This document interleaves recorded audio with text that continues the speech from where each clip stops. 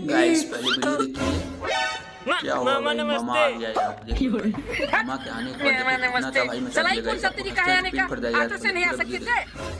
अरे उस साले साहब का है ना कि ऑटो किराया थोड़ा ज्यादा लग रहा था, इसलिए डायरेक्ट लैंडिंग करना पड़ा। अच्छा ठीक है, जब आ ही गए हो तो चलो बैठो। चलो भाई देखो अब मैं क्या करता। अरे भांजे ऊपर कहाँ बैठ गए यार, नीचे बैठना है चारपाई पे। अबे साले आप लोग बैठिए, हम पानी लेकर आते हैं। कौन है ये लोग? साले तू